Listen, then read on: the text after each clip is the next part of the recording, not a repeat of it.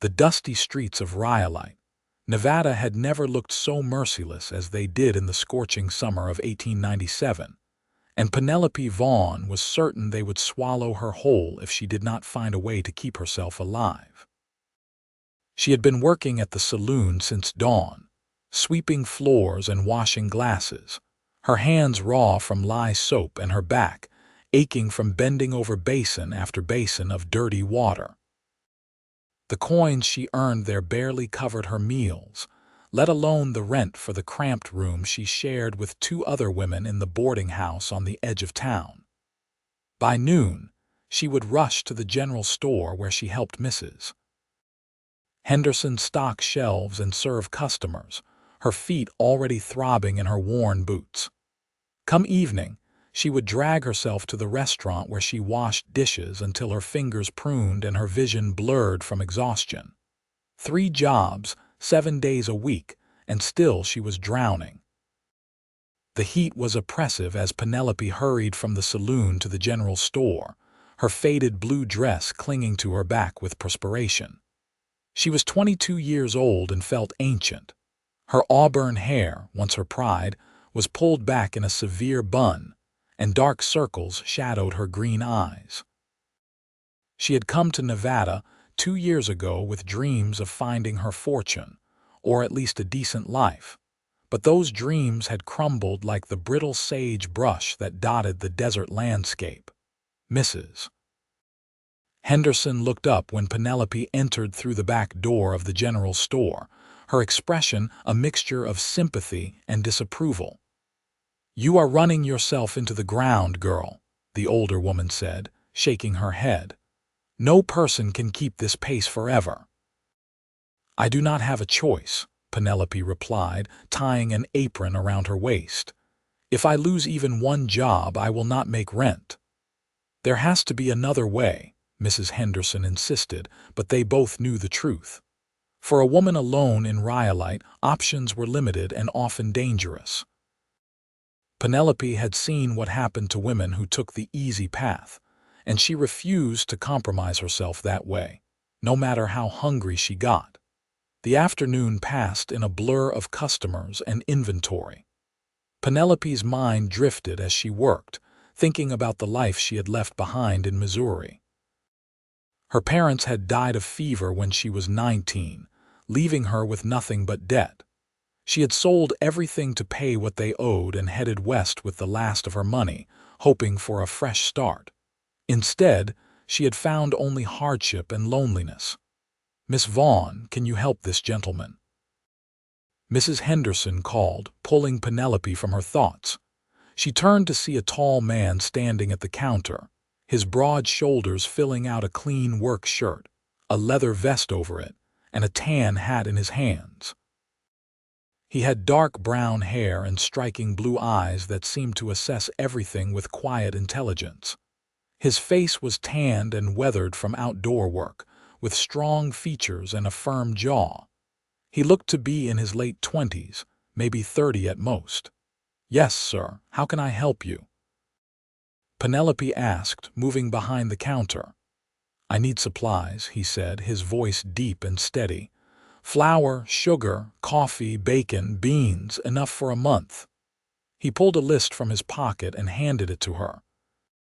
His fingers were calloused but clean, the hands of a man who worked hard but took care of himself. Penelope took the list and began gathering items, aware of his eyes following her movements. She was used to men staring, but this felt different, less predatory and more curious. When she had everything assembled, she tallied the cost. "That will be $8.30, she said. He paid without hesitation, counting out the exact amount in coins and bills. As she wrapped his purchases, he cleared his throat. "I have not seen you around town before." "Are you new to Rhyolite?" "I have been here 2 years, Penelope replied, focusing on her work. "I suppose our paths have not crossed." "I do not come to town often," he admitted. "I run a ranch about 10 miles north of here. The work keeps me pretty occupied." He paused, then added, "I am Andrew Frost." "Penelope Vaughn," she said, finally meeting his eyes again. There was something genuine in his gaze, something that made her want to trust him, though she had learned to be wary of such instincts. "Pleasure to meet you, Miss Vaughn." He took his packages and tipped his head politely before leaving. Mrs. Henderson appeared at her elbow the moment the door closed. "That is Andrew Frost. Good man. Keeps to himself mostly, but fair and honest. His ranch is one of the most successful in the area." Penelope nodded absently, already thinking about her next job. She had barely 20 minutes to get to the restaurant. The evening at the restaurant was particularly grueling. The owner, Mr. Carson, was in a foul mood and took it out on the staff. Penelope scrubbed pots until her hands bled, too tired to even feel the sting. When she finally stumbled back to the boarding house well past midnight, she collapsed onto her narrow bed without bothering to undress properly. She fell asleep thinking about Andrew Frost's blue eyes and wondering why they had seemed so kind. The next morning began the cycle anew. Penelope's body protested every movement as she forced herself out of bed and back to the saloon. The sun was barely up, painting the desert sky in shades of pink and orange. She swept and scrubbed, served and smiled, all while fighting the exhaustion that threatened to overwhelm her. 3 days passed in the same relentless pattern. On the 4th day, Andrew Frost returned to the general store. Penelope was stocking shelves when he entered, and she felt an unexpected flutter in her chest at the sight of him. "Mr. Frost," she greeted him, wiping her dusty hands on her apron. "Back for more supplies already?" "Not exactly," he said, removing his hat. "I was hoping to speak with you, actually. Is there somewhere private we could talk?" Mrs. Henderson, who had been watching from across the store, called out, "You can use the back room, Penelope. Take a few minutes." Curious and slightly nervous, Penelope led Andrew to the small storage room behind the main shop. Crates and barrels lined the walls, and the space smelled of coffee and dried herbs. She turned to face him, clasping her hands in front of her. "What did you want to speak to me about?" she asked. Andrew turned his hat in his hands, a gesture that seemed almost nervous. "I hope this does not come across as improper, but I have been asking around about you. Mrs. Henderson told me you are working 3 jobs and barely getting by." Penelope felt heat rise to her cheeks, whether from embarrassment or anger she was not sure. "My circumstances are my own business, Mr. Frost. I did not mean to offend you," he said quickly. "I have a proposition, and I wanted to make it before someone else did. My housekeeper retired last month and moved to California to be with her daughter. I have been managing on my own, but the truth is, I need help. The ranch house is large, and between the cooking, cleaning, and general upkeep, it is too much for one person to handle while also running the ranch. I would like to hire you as my housekeeper." Penelope stared at him, trying to process what he was saying. "You want to hire me?" "Yes. The position comes with room and board. There is a separate bedroom off the kitchen that would be yours. The pay is $20 a month, plus all your meals and a safe place to live. You would work 6 days a week, with Sundays off." He met her eyes steadily. "I know it is sudden, and you do not know me, but I promise you it is a legitimate offer. You would have privacy and respect. I run a proper household. $20 a month, plus food and shelter." It was more than she made at all 3 of her current jobs combined, and she would only have to work 1 job instead of running herself ragged. It sounded too good to be true, which made her immediately suspicious. "Why me?" she asked. "You do not know me either. How do you know I can even cook or clean properly? Mrs. Henderson vouched for your character and your work ethic. She said you are reliable and honest. That matters more to me than experience. The rest can be learned." He paused, then added, "I also know what it is like to struggle. When I first came to Nevada, I worked every job I could find to save enough to buy land. I slept under the stars more nights than I can count and went hungry more often than I would like to remember. I am not offering you charity, Miss Vaughn. I genuinely need help and you need a better situation. It seems like it could work for both of us." Penelope wanted to say yes immediately, but caution held her back. "I would need to think about it, and I would want to see the ranch before I decide." "Of course," Andrew said, nodding. "I am in town until tomorrow afternoon. If you can get away for a few hours, I would be happy to take you out to see the place. You could meet my foreman, Walt, and see the setup. Then you can make an informed decision." "Tomorrow morning," Penelope said. "I can get a few hours off between my first and second jobs. Where should I meet you?" "I will be at the livery stable at 9 o'clock. We can ride out together." They shook hands formally, and Penelope felt the roughness of his palm against hers, the strength in his grip. When he left, she leaned against a crate, her mind racing. This could be the answer to all her problems, or it could be a terrible mistake. She had heard stories of women who went to work on remote ranches and found themselves in dangerous situations, but Andrew Frost did not seem like that kind of man. Mrs. Henderson trusted him, and the older woman was an excellent judge of character. That evening, after her shift at the restaurant, Penelope lay in bed and made her decision. She would go see the ranch. If it seemed legitimate and safe, she would take the job. She had nothing to lose and everything to gain. The next morning, she dressed in her best dress, a dark green cotton that was faded but clean, and braided her hair neatly. She walked to the livery stable with her heart pounding. Andrew was waiting with 2 horses, a large bay gelding and a smaller chestnut mare. "Good morning, Miss Vaughn," he said, smiling. "This is Rosie. She is gentle and well-trained. Do you ride?" "It has been a while, but yes," Penelope said. She had ridden as a girl, though never on a horse as fine as this one. Andrew helped her mount, his hand steadying her elbow briefly before he swung onto his own horse. They rode out of town, heading north, the morning sun warming their backs. The landscape was harsh but beautiful, with rocky outcroppings and vast stretches of scrubland punctuated by the occasional Joshua tree. "The ranch is called the Double Creek," Andrew said as they rode, "named for the 2 streams that run through the property. Water is everything out here, and I was lucky to find land with a reliable source." "How long have you had it?" Penelope asked, relaxing into the rhythm of the horse's gait. "5 years. I bought the land with money I saved and a loan from the bank. It was nothing but empty desert when I started.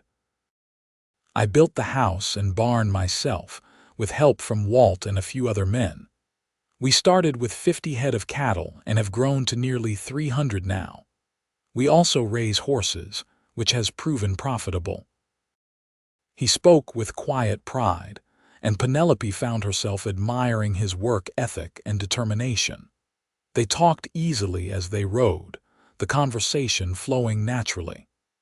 Andrew asked about her life, and she found herself telling him things she had not shared with anyone in Rhyolite. About her parents, about Missouri, about the loneliness of being completely on her own. "It takes courage to start over," Andrew said. "Especially alone. I had my brother with me when I first came west, though he eventually went back east. I cannot imagine doing it entirely alone." "Sometimes I wonder if it was courage or just desperation," Penelope admitted. "Maybe it is the same thing," Andrew said thoughtfully. After about 90 minutes of riding, they crested a low hill, and Penelope saw the Double Creek spread out before her. The ranch house was a solid structure of wood and stone, larger than she had expected, with a wide porch and several windows that would let in good light.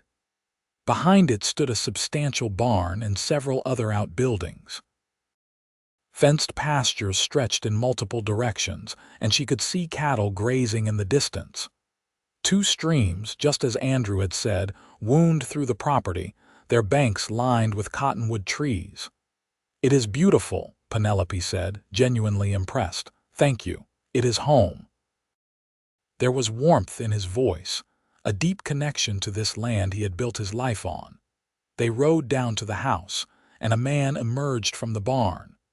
He was older, perhaps in his 50s, with graying hair and a weathered face. He walked with a slight limp but moved with purpose. "Walt, this is Miss Penelope Vaughn," Andrew said as they dismounted. "She is considering the housekeeper position. Miss Vaughn, this is Walt Patterson, my foreman and friend." Walt touched the brim of his hat. "Pleasure, miss. About time this place had a woman's touch." "Andrew here has been living like a bachelor too long."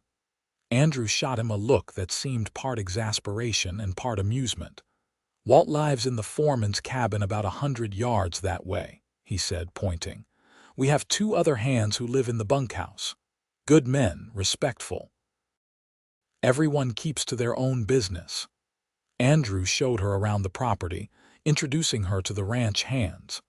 There was Tommy, a young man of about 20 who handled the horses, and Pete, a quiet man in his 40s who managed the cattle. Both tipped their hats politely and seemed genuinely happy at the prospect of having a housekeeper. Finally, Andrew led her into the house. The interior was surprisingly well maintained for a bachelor's home. The main room served as both kitchen and living area, with a large stone fireplace, a solid wooden table, and a cast iron stove. There were two bedrooms off the main room, and Andrew showed her the smaller one that would be hers. The previous housekeeper, Mrs. Murphy, lived here for 3 years. She kept this room just as she liked it. "You are welcome to change anything you want." The room was simple but comfortable, with a real bed, a wardrobe, a washstand, and even a small window that looked out toward the mountains. It was larger than her current room at the boarding house, and she would not have to share it with anyone. "The door has a lock," Andrew said, showing her the key. "Your privacy is important. I would never enter without permission." His directness about such matters put her at ease. This was clearly a man who understood propriety and respected boundaries. They returned to the main room, and Andrew poured them both water from a pitcher. "I know this is a big decision. Take the time you need to think about it, but I want to be clear about expectations. I would need help with cooking 3 meals a day, keeping the house clean, doing laundry, and general household management. It is real work, but it is just one job instead of 3, and you would have security and comfort. In return, I expect honesty, reliability, and good cooking." He smiled slightly at the last part. "What about your family?" Penelope asked. "Will they be visiting? Should I be prepared to accommodate others?" "I have no family nearby. My parents are back in Virginia, and as I mentioned, my brother returned east. I write to them, but they do not visit. So it would just be me in the house, and the men take their meals here as well. You would be cooking for 5 people most days." Penelope looked around the house again, imagining herself living here, working here. It felt right in a way nothing had felt right since she had left Missouri. And Andrew seemed genuinely kind, genuinely respectful. She thought of her 3 jobs, the exhaustion, the constant worry about money, the cramped boarding house room. "I do not need more time to think about it," she said, meeting his eyes. "I accept your offer, Mr. Frost." "When would you like me to start?" Andrew's face broke into a genuine smile, transforming his serious features. "Really? That is wonderful. As for whenever you can manage it, I know you will need to give notice at your current jobs." "I can start in 3 days," Penelope said. "I will tell my employers today and tomorrow, finish out my commitments and pack my belongings." 3 days. 3 days, Andrew agreed. He extended his hand and they shook on it. His grip was firm and warm. and Penelope felt a flutter in her stomach that had nothing to do with nervousness about the job. The ride back to Rhyolite was filled with practical discussions about household needs and preferences. Andrew was easy to talk to, and Penelope found herself laughing at his stories about ranch mishaps and stubborn cattle. By the time they reached town, she felt like she had known him much longer than 2 brief meetings. Over the next 3 days, Penelope gave notice at all 3 jobs. The saloon owner barely acknowledged her departure. Mrs. Henderson was sad to see her go but thrilled about her new opportunity. Mr. Carson at the restaurant just grunted and told her she was making a mistake, but she paid him no mind. She packed her meager belongings into a single trunk and 1 carpet bag. It was pathetic how little she had accumulated in 22 years of life, but she tried to see it as freedom rather than poverty. She said goodbye to her roommates at the boarding house, women she barely knew despite living in close quarters, and paid her final rent. On the morning of the 4th day, Andrew arrived with a wagon. He loaded her trunk easily, and Penelope climbed onto the bench seat beside him. As they drove out of Rhyolite, she looked back only once. She did not feel sad to leave. Instead, she felt hope stirring in her chest, fragile but real. The journey to the ranch felt shorter this time. Andrew pointed out landmarks and told her about the area, about where different ranches were located and which trails were safe. He was informative without being condescending, treating her like an intelligent equal rather than just hired help. When they arrived at the Double Creek, Walt came out to help with her trunk.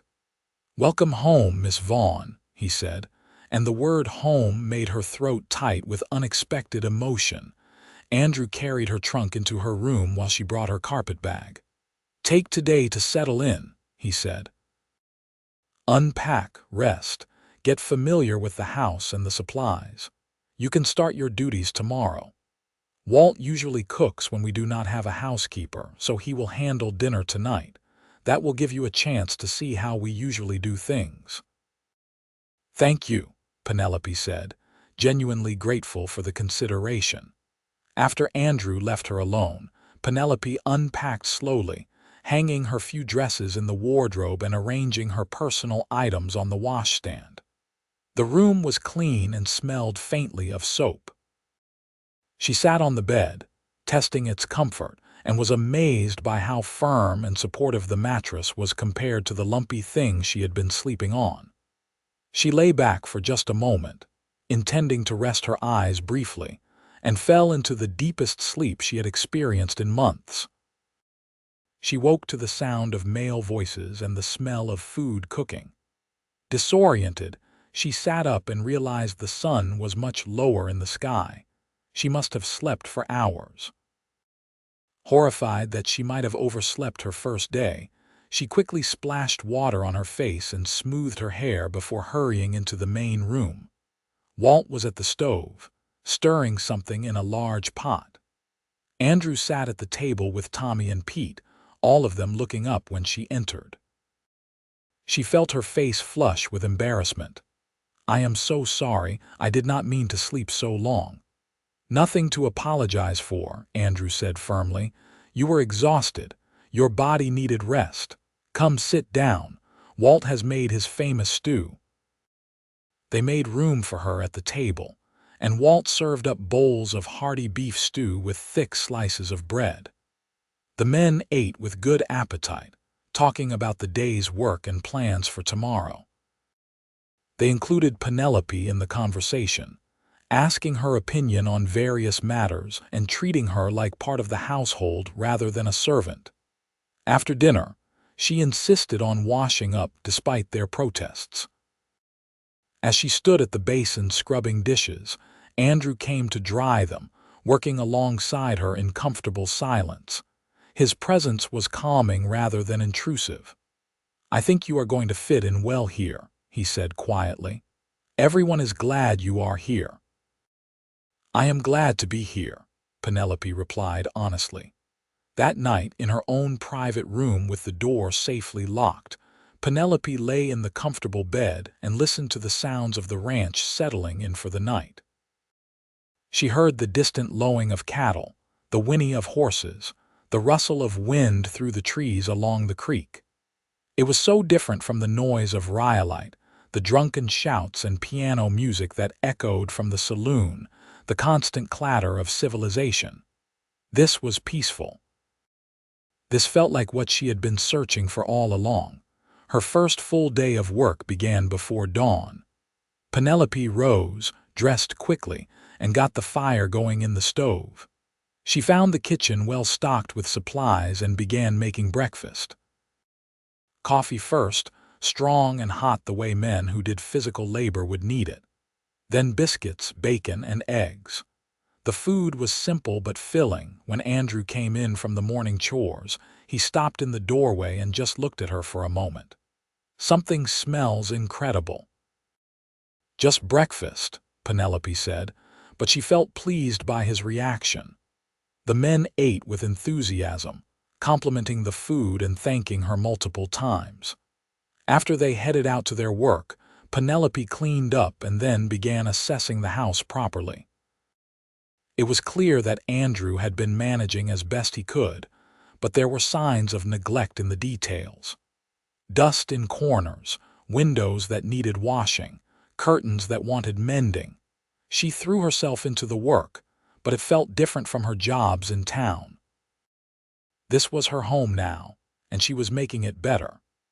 There was satisfaction in hanging clean curtains, in seeing the windows sparkle, in knowing that her efforts directly improved her own living situation as well as others.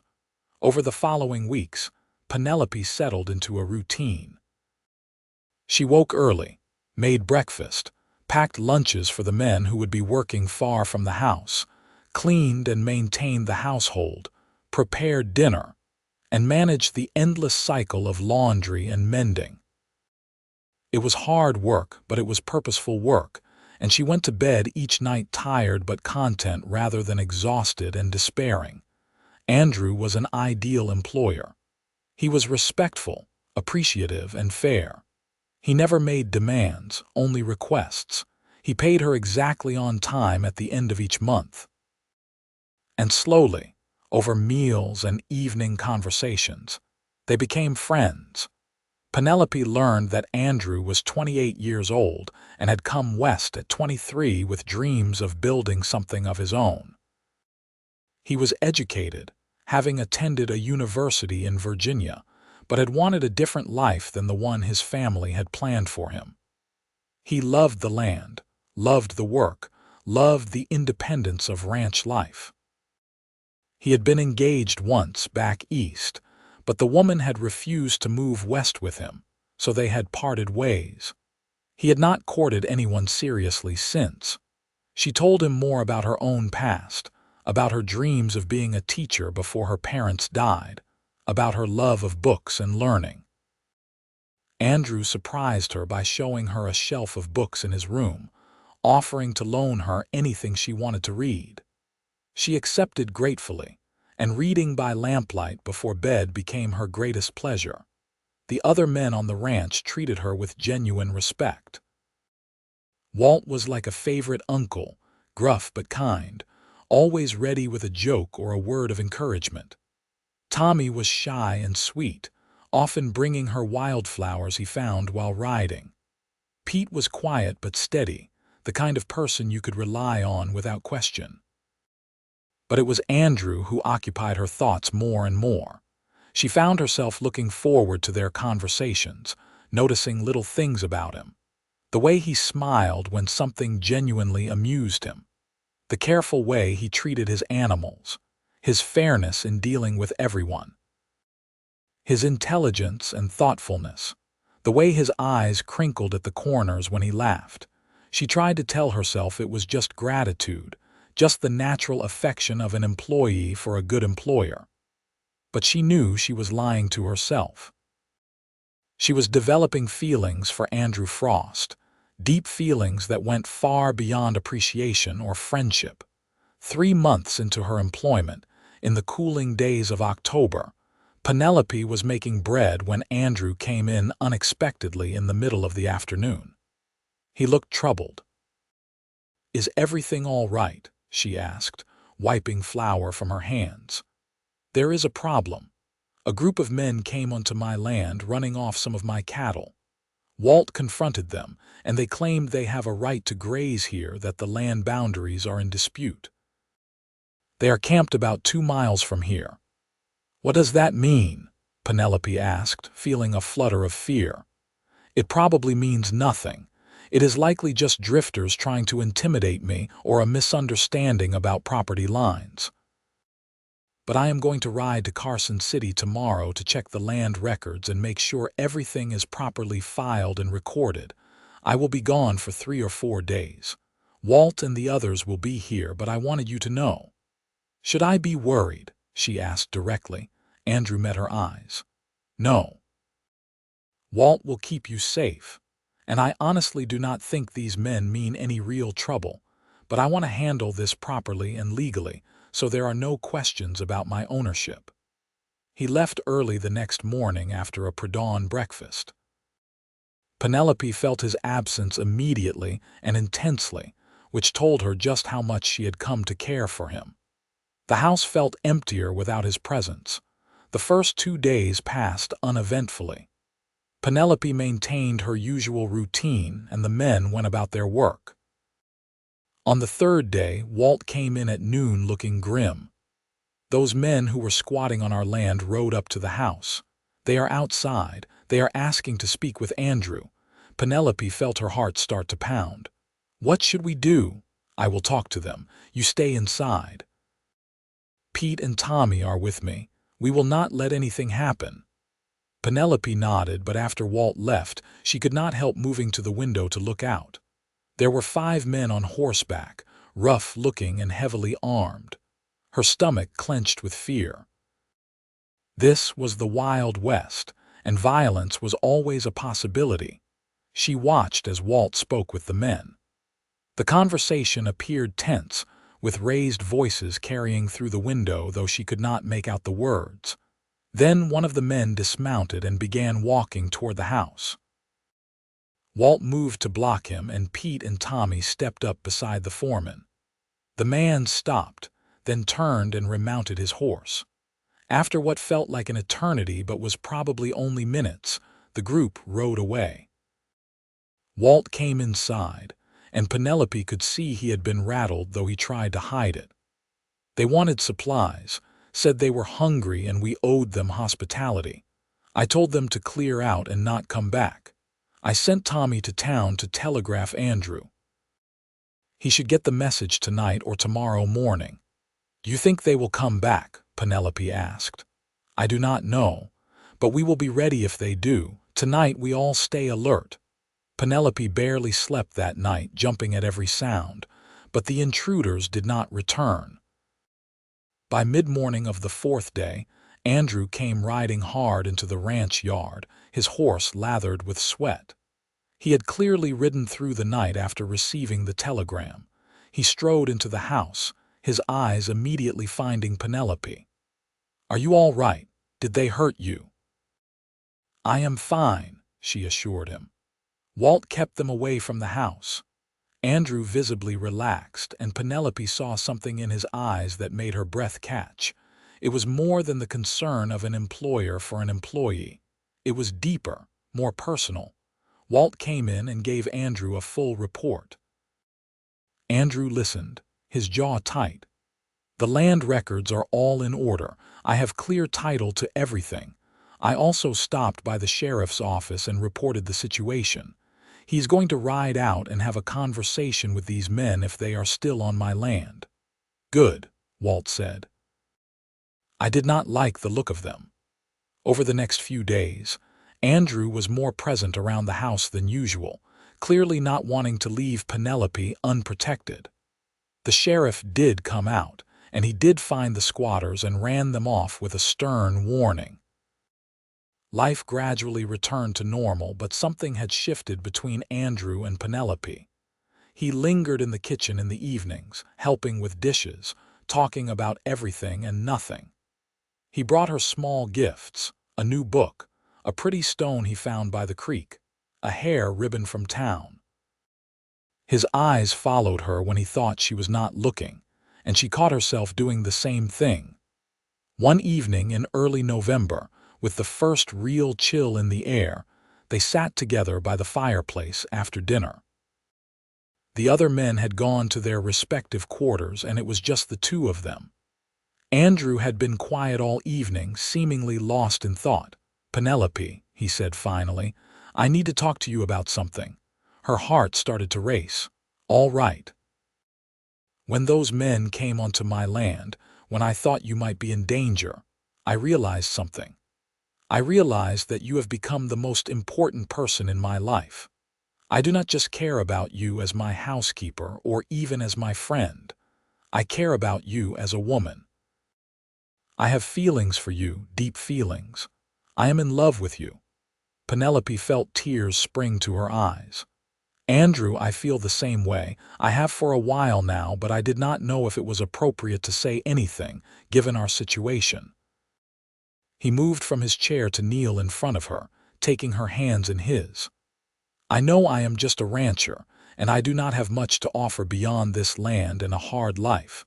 But I would be honored if you would consider allowing me to court you properly. I want to do this right."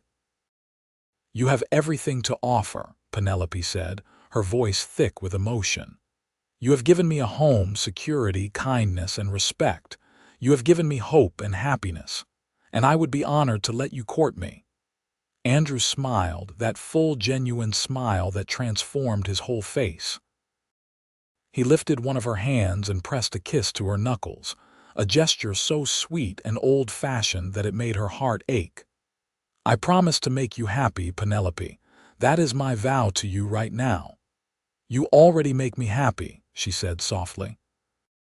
They sat together by the fire, holding hands and talking until late into the night, making plans and sharing dreams. When they finally said good night and went to their separate rooms, Penelope felt like she was floating. She, who had been so alone and desperate just months ago, had found not just security but love. The courtship was everything proper and sweet.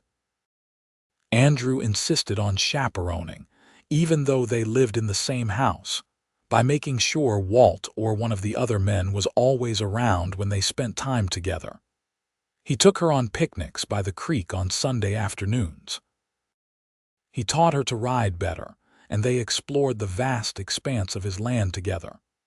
He brought her flowers and wrote her letters even though they saw each other every day, sweet notes that she tucked away to treasure. He kissed her for the first time on a cold December evening. They had been walking back from the barn after checking on a mare about to foal, and snow had started to fall, rare and beautiful in the desert. Andrew stopped, turned to her and cupped her face gently in his hands. "May I kiss you?" he asked, always respectful, always asking permission. "Please," she whispered. His lips met hers softly, tentatively at first, then with growing confidence and passion. It was her first real kiss, and it was everything she had imagined and more. When they pulled apart, both breathing hard, Andrew rested his forehead against hers. "I want to marry you, Penelope. I know we have only been courting for a short time, but I am certain you are the one for me. Will you be my wife?" "Yes," she said without hesitation. "Yes, Andrew, I will marry you." They were married in February of 1898, in the small church in Rhyolite with Walt, Tommy, and Pete in attendance, along with Mrs. Henderson and a handful of other townspeople who had become friends. Penelope wore a new dress that Andrew had bought for her, pale blue with lace at the collar and cuffs. She felt beautiful for the first time in years. Andrew stood at the altar in his best suit, looking handsome and nervous, his eyes never leaving her as she walked down the aisle. When the minister pronounced them husband and wife, Andrew kissed her with such tenderness and joy that several people in the small congregation wiped away tears. The ranch hands had decorated the house with wildflowers and ribbons, and Walt had prepared a wedding feast. They celebrated into the evening with music and laughter, and Penelope felt surrounded by love and community in a way she had never experienced before. When the guests finally left and they were alone, Andrew carried her over the threshold of what was now truly their bedroom. He set her down gently and they stood looking at each other, suddenly shy despite their months of growing intimacy. "Are you nervous?" Andrew asked softly, brushing a strand of hair from her face. "A little," Penelope admitted, "but mostly I am happy, so happy I can hardly believe this is real." "It is real," Andrew said, pulling her close. "You are my wife, I am your husband, this is our home, our life. And I intend to spend every day making sure you never regret saying yes to me." Their wedding night was tender and loving, Andrew patient and gentle with her inexperience, making sure she felt safe and cherished. Afterwards, lying in his arms, Penelope marveled at how completely her life had changed. Less than a year ago, she had been working herself to death in 3 different jobs, alone and hopeless. Now she was married to a good man, living in a beautiful home, surrounded by people who cared about her. It felt like a miracle. The first year of their marriage was filled with joy and deepening love.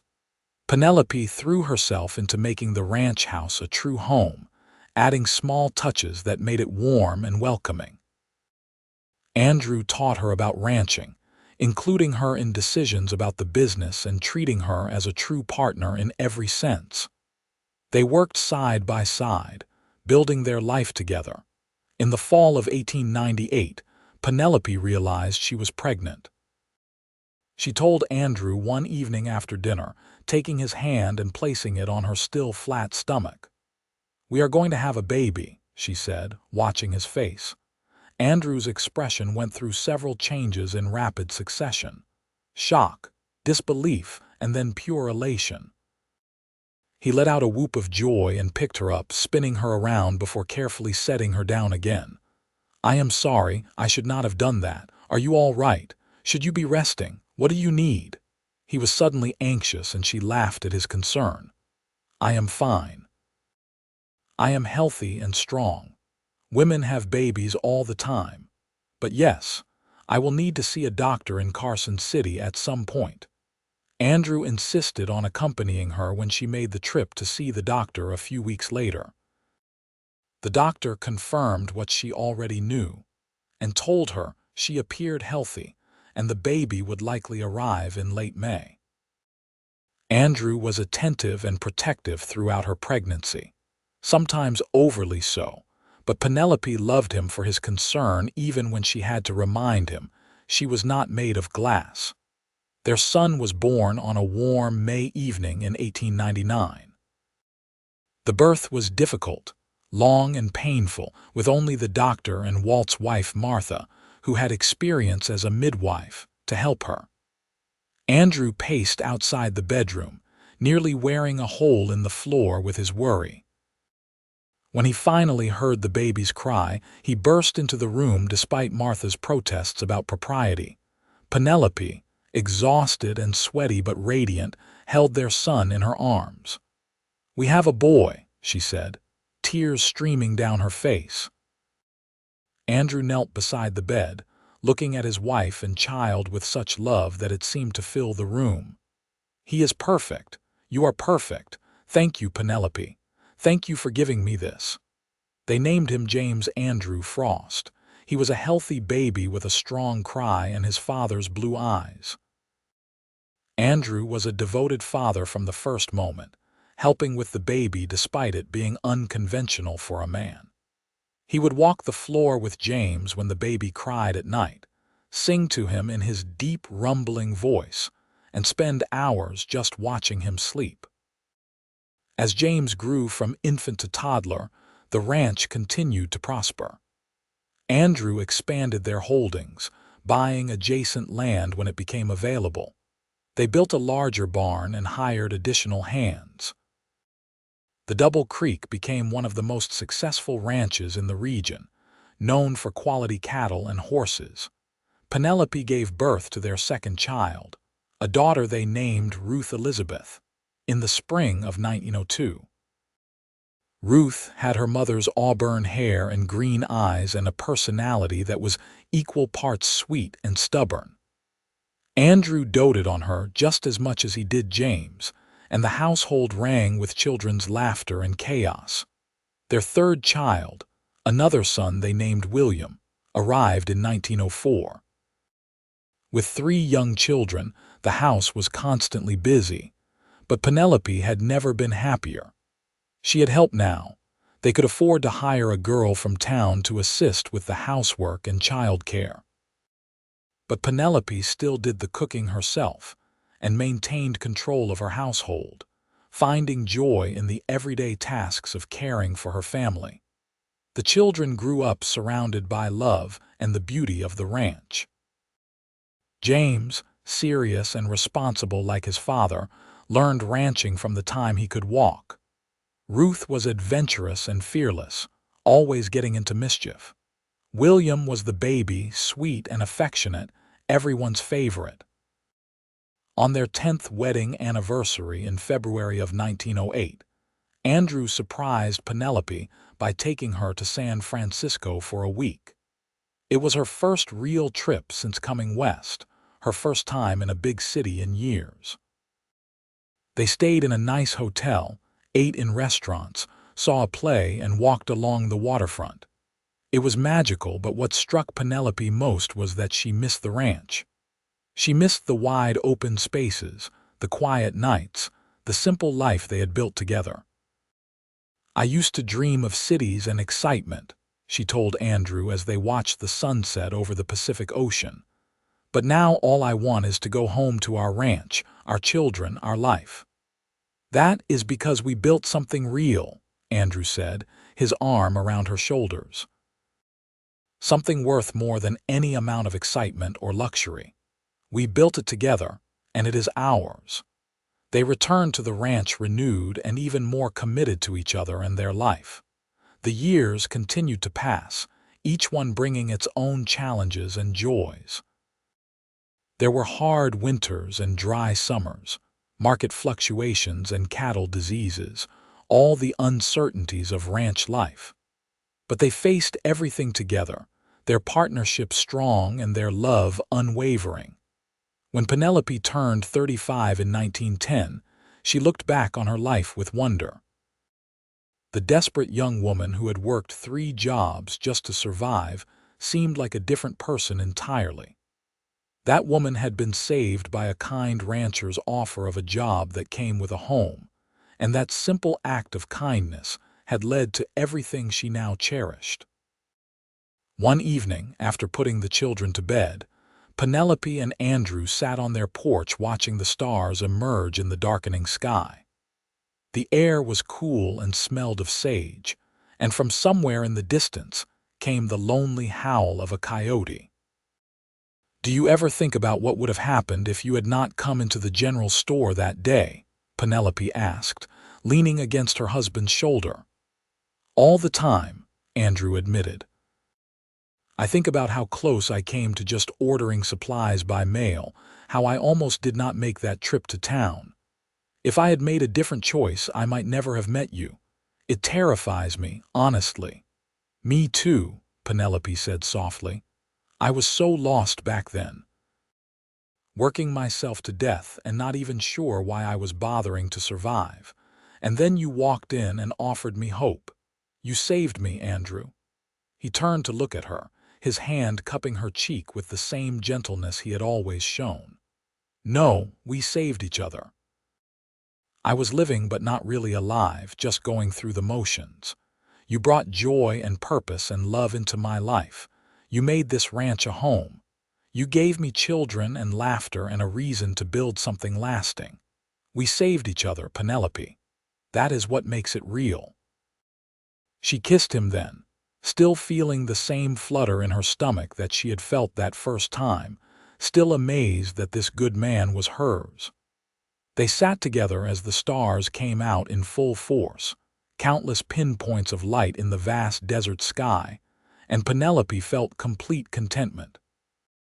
The children grew, and eventually the ranch would pass to James, who showed every sign of being as good a rancher as his father. Ruth married a neighboring rancher's son and moved just 10 miles away, close enough to visit often. William, the baby, surprised everyone by becoming interested in law and eventually went east to study, though he returned regularly and always considered the ranch his true home. Penelope and Andrew grew old together on the Double Creek, their love deepening with each passing year. They became grandparents, and then great-grandparents, the ranch expanding and thriving under successive generations. But it all traced back to that moment in 1897 when a desperate young woman caught the attention of a lonely rancher, and he offered her not just a job but a chance at a new life.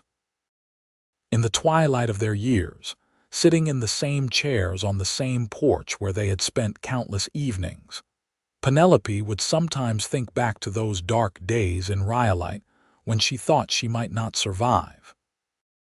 She would think about walking those dusty streets between 3 different jobs, exhausted and alone, and then she would look at Andrew beside her, at the land they had built a life on, at the family they had created together, and she would marvel at the power of a single moment of kindness to change everything. Andrew would catch her looking at him and smile, that same genuine smile that had captured her heart all those years ago. "What are you thinking about?" "About how lucky I am," she would say. "About how one good man's offer of a home changed everything." "I was the lucky one," Andrew would always reply. "The day you walked into the general store was the day my real life began. Everything before that was just waiting." They would sit in comfortable silence then, holding hands as they had done for decades, watching the sun set over the land they loved, their story complete and perfect. From desperation to salvation, from employer and employee to husband and wife, from strangers to soulmates, their journey had been everything a great love story should be. The Wild West had been hard and unforgiving, a place where survival was never guaranteed and happiness was even rarer. But for Penelope and Andrew, it had been the setting for a love that transcended circumstance, a partnership built on mutual respect and genuine affection, a life that proved that sometimes the greatest fortunes are not found in gold mines or cattle empires, but in the simple miracle of 2 people finding each other when they both needed it most. Their children and grandchildren would tell their story for generations, how great-grandmother Penelope had been working 3 jobs just to survive, and how great-grandfather Andrew had offered her one job that came with a home. It became family legend, a tale of hard times and good hearts, of the way love can bloom even in the harshest environments, and how a single act of compassion can ripple through time, creating waves of happiness that last long after the original actors have left the stage. When Andrew passed away peacefully in his sleep at the age of 83, Penelope was holding his hand. And when she followed him just 6 months later, unable to imagine life without her partner of so many years, their children found letters they had written to each other but never sent, tucked away in a drawer. Love letters spanning decades, some from the early days of their courtship, others from the middle years of raising children and building the ranch, and some from their final years together. One letter from Andrew to Penelope, dated on their 50th wedding anniversary, reads simply, "You came into my life when I needed you most, though I did not know I needed you at all. You transformed my house into a home, my existence into a life, my solitude into joy. If I could go back and live it all again, I would not change a single moment, because every moment led me to you and led you to me. You are my greatest blessing, my deepest love, my truest friend. Forever yours, Andrew." And Penelope's final letter to him, written in her shaky elderly handwriting, read, "I was drowning when you threw me a lifeline. I was lost when you showed me the way home. I was alone when you offered me a place to belong. Every day with you has been a gift. Thank you for seeing me when I was invisible, for valuing me when I felt worthless, for loving me when I thought I was unlovable. You gave me everything. You gave me life itself. All my love, always and forever, Penelope.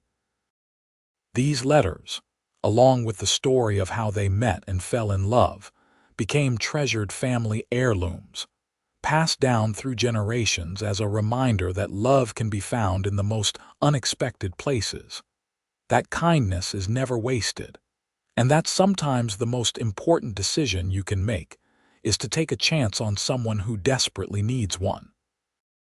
The Double Creek Ranch still stands today, now run by Andrew and Penelope's great-great-grandchildren, a testament to what those two people built together from almost nothing. The original ranch house has been preserved and expanded, and visitors can still see the small bedroom off the kitchen where Penelope lived when she first arrived, where her new life began. They can walk the land that Andrew claimed from the desert and see the two creeks that gave the ranch its name. And if they listen carefully to the wind whispering through the cottonwood trees, they might almost hear the echoes of laughter and love that once filled this place so completely. For Penelope and Andrew, the Wild West was not just about survival or fortune or adventure. It was about finding home in the most unexpected place, with the most unexpected person. It was about building something lasting in a transient world. It was about love transforming two solitary lives into one beautiful shared journey. And it all started with a simple offer. One job that came with a home, and through that home, everything else worth having in the world.